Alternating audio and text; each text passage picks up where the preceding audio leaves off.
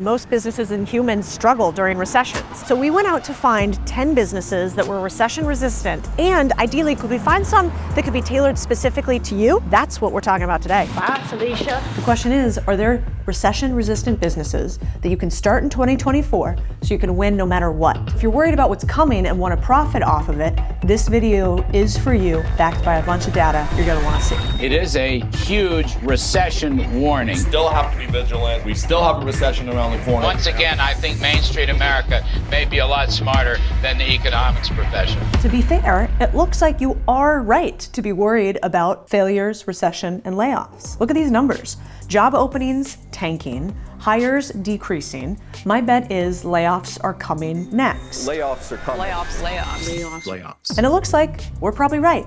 More than 240,000 people laid off year to date. Now, I've been through terrible layoffs at my old corporate jobs, Goldman Sachs in particular. It was 2008 during the financial crisis. I was sitting in my cubicle watching people pick up everything they owned into cardboard boxes as 20% of the workforce was fired. People were crying. Protesters were outside chanting, "Fuck the 1%. Then it was awful. But I remember I sat outside one of the glass offices where they fired people. I overheard them firing one of the managing directors, one of the head guys, and he wasn't crying. In fact, he was pretty stoic, and they were going back and forth over a piece of paper. On it, I'd find out later, was his equity percentage that he'd get in the firm. They were explaining to him what his exit package would be, and he was getting paid to leave, not work. That pay included him owning part of the company after he left, and his name was Jim, and he was paid millions over the next few years. Here's the problem. Most people don't realize that they don't have equity in the companies that they're in, and they don't use the money that they make to get ownership in either stock market businesses, businesses they run, or recession-resistant businesses. And we're gonna fix that today, because I don't want you to be one of those people with cardboard boxes packing out of a high-rise like so many of my friends were in 2007, 8, and 9. I remember thinking about a lot of what businesses I could start to get out of my 9-to-5 when I survived all the cuts at Goldman. And since then, I've bought and sold dozens of businesses. We own a holding company that does 9 figures called Contrarian Thinking Capital, but not every business is actually right for you right now. And so we came up with this matrix based on data and a bunch of time at Goldman analyzing hundreds of businesses. This is called the Money Matrix, and it talks about which businesses are tailored to you in 2024. It was something that I told myself to me back in 2008. So this is your plan to never be afraid of layoffs again. First, I'll kick us off with a quick business you can start for very little money that can use whatever skills you have. Creating a podcast. Because I might be doing that. Now, I know that some of this seems like everybody's doing it, and maybe there's not enough room, but you don't need to be Rogan to earn and crush a pod, and you don't need his team. Just some simple tech is what I'm using. This one is called Riverside. It is the easiest way for me to record and edit high-quality video calls anywhere in the world, like this. Whether you've got business meetings, podcast episodes, or creating talking head videos, Riverside makes it stupid easy for you to produce high-quality content that's ready to be marketed, no editing skills required. It also uses AI, which is wild, to cut your full recordings into clips you can post quickly to socials, no editing needed, to save hours of work. It even analyzes your best moments to find what is most likely to go viral. And since I have a badass content team, they wrote this, who want control over editing, Riverside makes it easier on them by recording everything into separate audio and video tracks. So you can use Riverside for podcast interviews, panel discussions, presentations, webinars, team meetings. But best of all, it makes it simple because I don't have time for complex. I got you guys a deal. If you want to try it for yourself, get the code and link in the description below. All right, here's how this breaks down. Our x-axis is skill, our y-axis is money. This gives us 4 quadrants. Up and to the left, we've got low money, low skill. To the top right, we've got low money, high skill. The bottom left, we've got high money, low skill. And on the bottom right, high money, high skill. So obviously low money means you don't have much money. Low skill means you don't have highly paid for or required skills. I can't tell you exactly what business is gonna be right for you, but I can tell you that everyone falls into one of these 4 categories, and then you pick one of the 10 businesses. And if you do this right, you can progress all the way to the 4th quadrant, no matter where you start. So let's dive in to the 1st quadrant. Low money, low skill. This is where I would start if I was you. And it is called a service business, but a specific type of service business, a service business that can scale. And we're gonna break down exactly what that means. 4 companies I like in service-based businesses: auto detailing, power washing, landscaping companies, all variations of cleaning companies. Here's what a service business is overall, because definitions matter. Things where you are providing not a product to a person, but a service that is really just time traded in a particular segment that is not the user's time. I would start a service business for a few reasons. Low cost, they don't cost you much to start. You can have higher margins if you're actually running the business. There's a lower failure risk because you don't have much money up front, or what's called CapEx, capital expenditures. No shipping or supply chain nonsense that comes with e-commerce, for instance. You can actually add a more sophisticated B2B option, which means you can charge more. They're beginner friendly.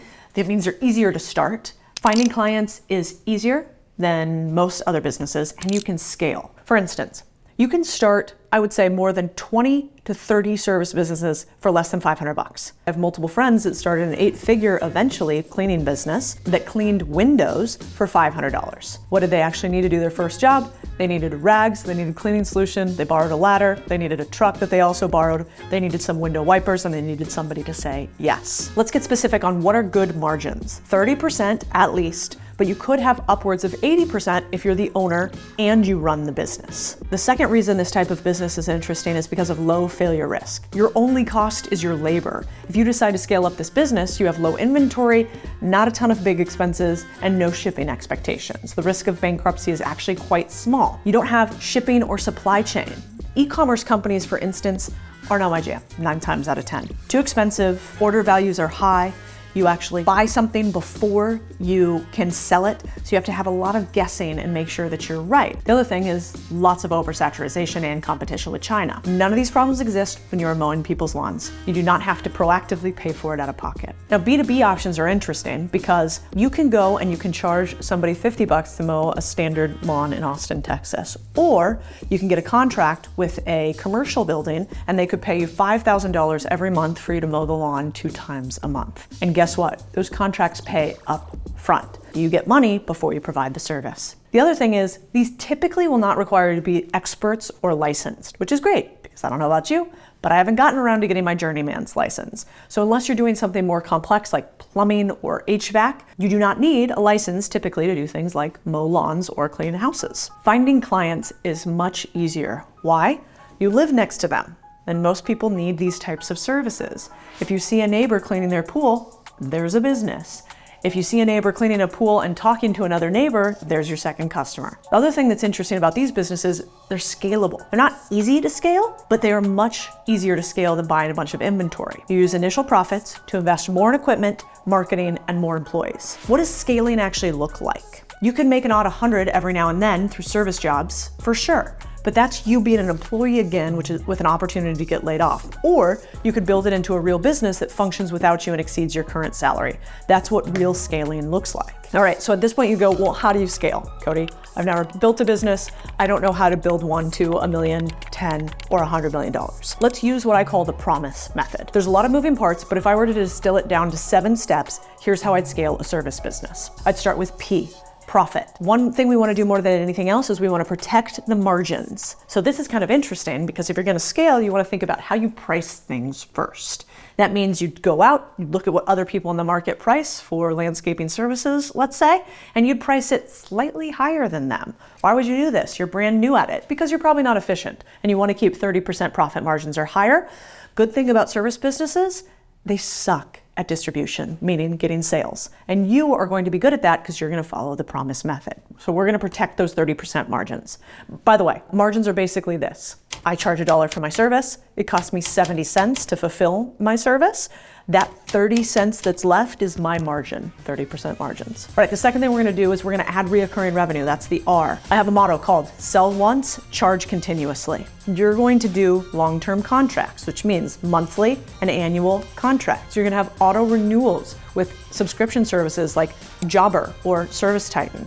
You're gonna also allow for pay-as-you-go subscription if they want to do add-ons around the holidays. Perhaps you do Christmas lights around this time of year. That could be a pay-as-you-go subscription to add. Then you might add a loyalty program. The longer you stay with us, the more you continue to use our subscription services, the more you get a little value. Very few service businesses ever do that, so you're gonna be unique. The last thing that I want you to do, I wanna make sure you obsess on the thing that no services businesses do. Online presence. What do you do when you need a handyman? You Google it. So I want you to obsess on how do I establish what's called local SEO authority. I want to try to get people to come to my little website and say that I'm awesome. One of the best ways to do that is the thing I'm doing to you right now, which is creating content around my niche. Look at all these examples of landscaping, content. Look at these examples of power washing content. This is going to be, in my opinion, the new type of SEO, which is social media SEO. The M is mouth-to-mouth marketing strategies. Here we're talking about referrals. Most businesses get less than 10% of their current clients from referrals, which is crazy because when you like something, you are more likely to tell a friend to use a service. And so you already have somebody who's using your service continuously. Why wouldn't you ask them for more referrals? You're going to be unlike everybody else. And you're going to have a strategy for referrals that's going to look like this. Every single time you get a new customer, because you're tiny and you're just starting, you're going to follow up immediately afterwards. Ideally with a phone call, but millennials, we don't like phones and we don't answer them. So it could be a text message. And the text message is gonna be kind of cute. You're gonna send something like this. Hey, we loved mowing your lawn today. I hope that it turned out awesome. If you also liked the service, could you do me a huge favor? I'm a brand new, small business here in Austin. Your referral literally keeps my lights on. Would you mind telling me one or two other people we could reach out to? Is that possible? Is there somebody else that you might know in this area or region that we can service? And you're gonna do that for every single customer. Now, most people are gonna tell you no, but you're gonna use the law of 12, which is basically for every single person that you ask out of 12, one will probably give you a referral. The I is interpersonal. This is how you get your first customers, by talking to your neighbors, getting personal. You start in your neighborhood and you use the concentric circle model, which is you start at your house and you look at, if you were gonna do a 5-minute series of laps around your house, can you go and knock on all those doors and ask for their business? Why would you want to do it in your neighborhood? Well, because one of the most important parts about keeping your margins tight on a service business is your ability to group and bundle your individuals. Now, when you're not the only one eventually running this business, you're gonna have a fleet of people out there that are gonna be mowing lawns all around Austin. But in the beginning, it's just gonna be you. And the more money you make is going to be directly correlated to how close the services you are providing are to one another. You're gonna knock on your neighbor's door and you're like, hey, Tanner, I'm Codie. I actually live down the street. We run a landscaping business locally in this neighborhood. We actually do a bunch of the neighbors' houses. We'd love to have you as a client. Would you be open to trying a local small business like mine? There's immediate trust transfer because you live down the street. The second thing you're gonna do is you're gonna open your phone and download your contacts. This is your very second lead list. And on this second lead list, you're gonna start texting people. Now let me tell you how much better it is to get text about landscaping than a fucking Tupperware party. This is not an MLM scheme. You're one of the few people who are offering a service people need every single day. I would love to give my business in landscaping to somebody that I know, just happened to be somebody who knocked on my door. Now we get to something a little bit more technical. Sales, subscription, bundles. Specifically, we are going to do what's called the threefold method. Look at this website. Every single good service business has a threefold sales tier. Basically, cheap product and offering to the left, more expensive product and offering to the right, and that Goldilocks perfectly warm offer in the middle. You're gonna have a subscription offer in each one, but your middle pricing is going to be the one that you actually want them to choose. And more often than not, we humans choose the one in the middle. Just make sure you have a subscription offer. Most small businesses do not. E stands for expectations for customers. Well, actually, it stands for reviews, but that didn't really fit into the acronym. Reviews are super critical. 93% of customers read reviews. 90% will not use your product if there's less than 3.5 stars. 58% of consumers will pay more and travel further for a better reviewed company. Unhappy people are 10x more likely to leave a review, and it can take 10 to 20x positive reviews to negate one negative review. Entire story here is you're gonna obsess on reviews. And if you want my exact process for how to get reviews, you can click this link. We've put it all together in one document for you. This is a super simplified version. If you wanna see me apply this to a power washing business to grow it to $4.1 million in 10 minutes, this video is for you. So I've just showed you your first quadrant, how to take the promise method and apply it to any simple service business and how anyone can start this business even if you don't have much cash and you don't have many skills. This will not work for you if you're not willing to do any work, but it will work for almost anybody who is willing to put in the work. I especially wish that I had started something like this when I was young. Instead, I was waiting tables and getting beer spilled on me, all for minimum wage and no equity. This is the money matrix that we've just gone through. Money level needed, basically 0. Skill level, I don't know, don't be an idiot. Let's call it a 3 out of 10. Risk level, 2 out of 10. Reward, first year on average, I think you could make somewhere between 10,000 to 100,000. Best case after several years, millions. Lots of examples of companies that do this. Time commitment, 8 out of 10. It's gonna take up a lot of time. at least until you make enough money to hire the person who's going to take over for you. Quadrant 2, where we're going now, you need a specialized skill that you can sell. Nice thing about skills, you can learn them even if you're broke. The internet's a wonderful thing. You could also subscribe to our channel and you could learn a lot more of these skills. So maybe hit that button. If you already know everything about a high skill service, this quadrant is all about learning how to sell it. Or better yet, turn that service into a product. This is a gold mine, guys. Second quadrant, high skill, low money. There are 3 buckets for these types of businesses: consultant, productized service, product as a service. Let's talk about the 3 types. Consultants, what are they? They're somebody who has a marketable skill that's in demand that you pay in order to steal their 10,000 hours. For instance, we have a consultant that taught us how to do YouTube. Shout out Jamie. We have a consultant that taught us how to do newsletters. That was Jordan. I had a consultant in Chile, Brazil, Colombia, Mexico. For every single market I tried to enter when I was in First Trust and building up our asset management business down south. If you want to scale fast, you use consultants. And if you have money, you use consultants. If you don't have those things, you become one. Do you have a skill set that's valuable enough to be a consulting business? You probably have one if you have a job right now where they teach you to think and not just use your hands. If you have anything that is not a labor-based business, but a thinking business, you can likely be a consultant. And if you want to check, go to these 3 sites. Go to Upwork, GLG, Get Intro. When you look at those 3 sites, you can Google search exactly what you're good at. Graphic design, accounting, sales, YouTube.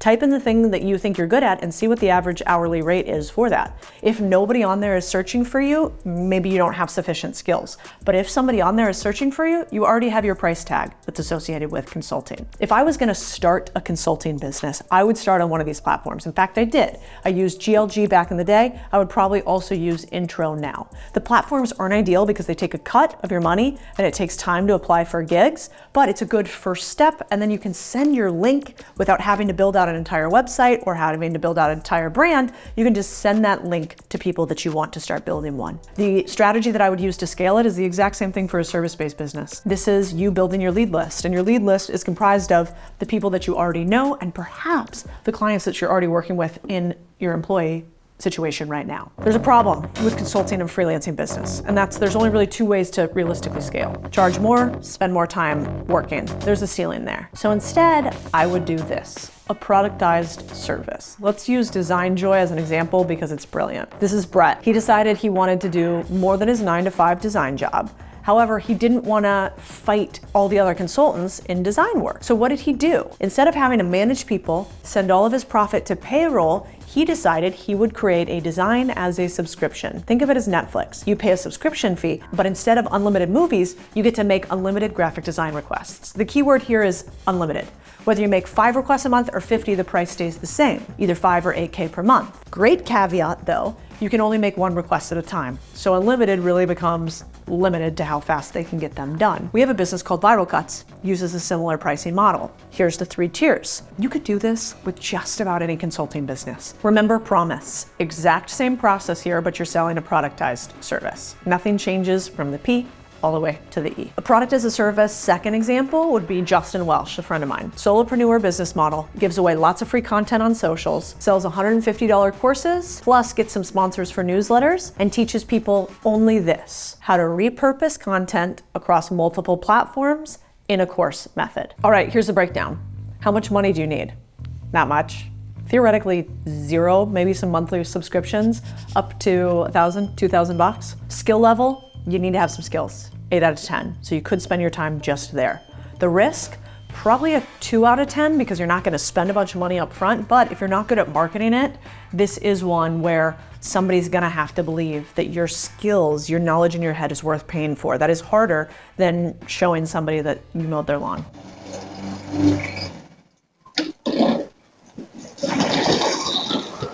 The reward though is realistically, if you take this seriously, this is a multi-million-dollar business.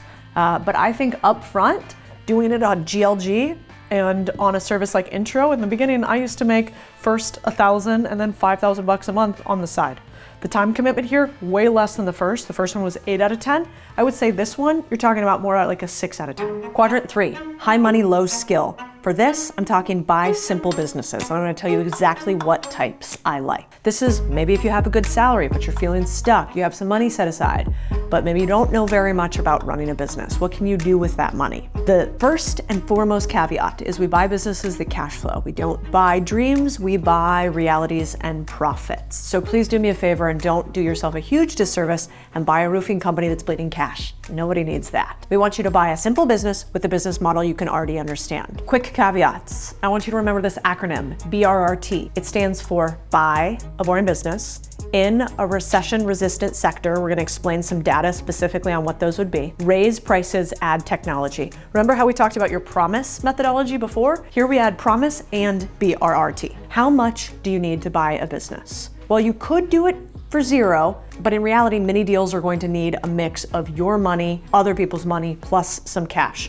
So in my mind, this really starts to make sense right around you having $25,000, $50,000, $100,000 at least that you're willing to put on the line for a business. There's tons of caveats on how to do this correctly or not. If you want more information, there's actually a free newsletter here that you can learn more on. Simple business number one, Laundromat. This is where I started. Average purchase price, somewhere between $250,000 up to $1 million. Success rate, they say 95%. Most likely a little bit lower. The most likely reason a laundromat would not succeed over time is you buy it too expensively. Simple business number two, self-storage. Lots of the perks of real estate, but some simpler tenants. Very simple model. People have too much stuff in the US because we're hoarders. You put it in a room that's not at your house. You can do a value add capacity, AKA my friend Nick Huber talked about adding a $150,000 facelift to one of his buildings and how much that increased the total value. The success rate, more like 90%. The average profit for a storage unit business owner is somewhere around $184,000 a year. Now, lots of members of our community, like these people, have bought roofing companies, plumbing companies, electricians, cleanings, well pumps, garage door companies, shower door installations. So you could refer back to the first segment where we told you to start service companies, and you could certainly buy one instead. But let's start really, really simple, because if you fail the first time, you'll stay an employee forever and you won't do another deal. Let's break down the money. I think you need 6 figures. Skill level, 5 out of 10. Risk, 7 out of 10. You can take steps to de-risk your purchase, but ultimately, you're putting a lot more money on the line buying a business in this example. Reward could be an 8 out of 10. Risk is higher, but your reward is more immediate too. I can't promise you'll make a certain amount of money, nobody can. But if you buy a business that's already making money, you have a higher likelihood of that continuing than if you start a business where most businesses go out of business 90% of the time, and most startups never actually make any money. Time commitment. This is actually a little bit less. So could be anywhere from 5 to 10-ish. With an operator, could be less than 10 hours a week. Without an operator, depends on which business. Laundromats, maybe 20 to 30 hours a week. Self-storage business, probably the same thing. Full-time empire of this type of business, 24/7, just like any other CEO. Okay, don't freak out, YouTube. I'm gonna do some public math. Class is in session. The average service business sold for 2.38x its profits last year. The median sale price was $290,000, which means that business probably had a cash flow of $121,000 if it sold for $290,000. Now, your take-home pay for owning this business likely won't be near $121K and will depend on you having operators in the business. But I don't think that's too far off to say you can make 4 to 5 figures a month from buying a good, profitable business without having hundreds and hundreds of thousands of dollars, because you could get an SBA loan for anywhere from 10 to 50% of the purchase price, and you could also use seller financing. If you don't know us about seller financing, subscribe to this channel. We talk about it all the time. Last one, high money, high skill business, SaaS business. Why now? Well, I myself just bought a SaaS business. We own a few and we're scaling. The reason why is, you know what all these companies have in common? All these logos you see on here? All of these companies were started during a recession, and these are now unicorns. There's a common belief in venture capital that more unicorns are created during downturns than upturns. I don't know. It says 95 US companies were valued at more than $1 billion and were founded during recession, but 757 were not. So mixed bag. The good news for you though is, I think we are in a teeter-totter. We've had boring companies, like I talk about, doing well, hiring, and bootstrapped companies totally fine. But then over here on the right, we've got VC money drying up, downward pressure, huge tech layoffs. And when that happens, you can see from, let's say, the first part of this year to 2019, we've basically lost $182 million in funding during that period. And that's important because it's expensive to start a SaaS company. So you could start a micro SaaS company, they say for around 15K. I still think that's hard. And you could start an MVP of a complex SaaS company for about 150,000. But the truth of the matter is, if you want to scale a big business in SaaS, it's going to take millions of dollars. Like the average high growth SaaS company raises $9.5 million by Series A. That's like the first real time they go out and say, give me your money, VCs. For Slack, for instance, if you wanted to go recreate Slack today, they say you could create an MVP that's similar to Slack for 100K. The problem with that is Slack's already been created, so that really wouldn't get you very much. You need to come up with something totally new. The cool part about this is, how much can you make? While the average sales price for a SaaS company is $1.65 million, you also have an average multiple that's quite a lot higher, 3.63, and this is for the lower end of the spectrum. Often this is 5 or 10x, and this multiple is on revenue, not profit. How much time is this gonna take for you? Well, I think it's about like this. Can't tell if you're homeless or just a tech entrepreneur. The time is going to be all of your time. If you think, well, I don't want a 9-to-5 job, but I'd like to work 24/7, SaaS is for you. And the one thing that SaaS entrepreneurs never really think of, in my opinion, is that they like to raise money, they like to build things, and then they're a little bit like Ryan Gosling here, not saying hi to the actual customers they need to onboard. So remember back in Promise where we told you sales is everything? Same with SaaS companies, one way or the other. Skill segment, take a screenshot. It's a lot. If you want to be a founder in general, you need to learn all of these skills. But if you want to be a tech founder, you've got to also learn the language of technology, something like what these programming skills are. You don't actually have to be a programmer. I'm not, and I own some tech companies, but you do have to be able to speak the language that they use to build it. So let's do a little recap here. Money level, a lot of it, probably a couple $100,000 to a couple million over the life of it. Skill level high, 9 out of 10. I think the highest skilled entrepreneurs typically play in tech. Risk, 8 out of 10, because it's going to be expensive to buy one and you can't buy one profitably, so you're going to have to build one yourself. Reward, really high. If you do this well in SaaS, this is a 10 out of 10. And then the time commitment is all of your time. I don't know, somewhere between 8 and 10. 10 businesses, 4 different types. But I want you to think about this for a second. In my mind, this might be one of the scariest times to be an employee since 2008, and I should know because I was sitting next to all the cardboard boxes at Goldman Sachs. Interest rates at 22-year highs, wars across the world, still recovering from crazy inflation. Americans' outlook on the economy is getting worse by the month. And although inflation is kind of improving, what's happening in the labor market, like we talked about, I think what you're gonna start seeing is acceleration of all the things that go bump in the night. Economic downturns like this make a lot of people poor. But if you position yourself right, this could also be one of the chances you have to make the kind of money that most people could only dream about. One of my favorite quotes is from Baron Rothschild, and he says, "Buy when there's blood in the streets, even if the blood is your own, and maybe especially then." There's an old saying in investing that market downturns steal from the unprepared and give to the prepared. So be prepared. Hit the subscribe button.